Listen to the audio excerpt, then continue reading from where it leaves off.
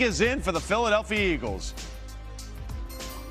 With the 53rd pick in the 2020 NFL Draft, the Philadelphia Eagles select Jalen Hurts, quarterback, Oklahoma. Well, it just got interesting, ladies and gentlemen, as Jalen Hurts is going to Doug Peterson and that Philadelphia offense, and there are a million ways this can go. Jalen Hurts has barely been two completely different quarterbacks. As a freshman, he was the SEC Freshman of the Year at Alabama in 2016, although they lost in that national championship game to Deshaun Watson and Clemson. 2017, he was benched at halftime of the college football national championship game, and then Tua Tagovailoa came on and led Alabama to an overtime win over Georgia, and then he backed up and led Bama to the SEC title after replacing an injured Tua Tagovailoa against Georgia in that SEC championship game. And then he transferred to Oklahoma and was a completely different quarterback, Kurt Warner. 32 passing touchdowns, only 8 interceptions. He had 20 rushing touchdowns as well. Kurt, this is such an intriguing pick.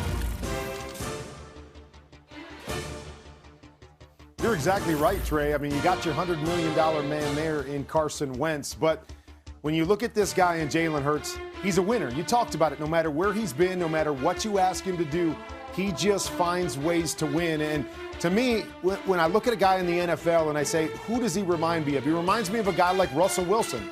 May not be the most polished passer right now, growing in that area, but he can make plays. He can buy time. He can do it with his legs. He can do it with his arm, making big plays as he buys time out of the pocket. I'm fascinated by this pick and how they're going to use him, DJ. Do they put in a package for him so they can get Carson Wentz off the field? Maybe a run package for him, but it's going to be fascinating to see how they use these two guys, DJ.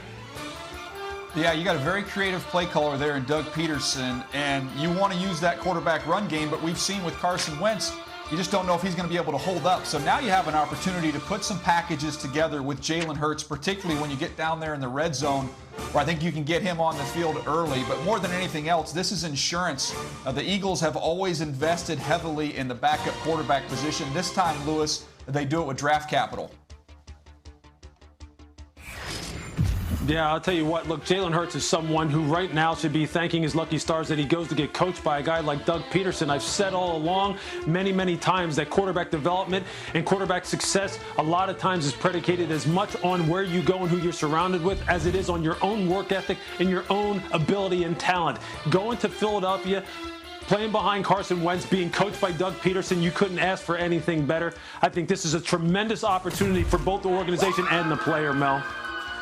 No question. I think when you look at Jalen Hurts, 43 career rushing touchdowns, those packages that Daniel talked about, Lamar Jackson, what he's been able to do. He was package quarterback for Joe Flacco when he was a rookie, so he took over late in that season. You look at a guy like Carson Wentz with the injury concerns, and Jalen Hurts is very happy being a backup. He's a great teammate. He's going to work with Wentz. He's going to be happy in that role. He did it at Alabama with Tua. You get a guy who's a tremendous character guy, tremendous teammate for the Philadelphia Eagles, and particularly Carson Wentz, and a guy who will give you the opportunity with that athleticism. And as I say, 43 career rushing touchdowns. You can get him on the field right away as a rookie, even with Carson Wentz as your starting quarterback. Yeah, I truly understand all the intangibles and everything that everyone is saying about Jalen Hurts, and I have the utmost respect for Howie Roseman and Doug Peterson, especially as a play caller. But this is just a weird pick for a team that's lacking offensive help at the wide receiver position. They still could use another DB or two. Just an interesting situation to draft a quarterback who at best I think is a developmental project, putting behind Carson Wentz. Interesting pick here for the Philadelphia Eagles. Well, Boog, they did get Jalen Reagor, the wide receiver out of TCU in the first round. And it's just me. I'm looking at this, and I see some Taysom Hill-type plays for what we can do here, because he is strong. We're talking about a guy who was not only the Heisman Trophy runner-up in 2019, but he was a high school power lifter. He maxed out at Oklahoma's Power Day at 585 pounds in squats.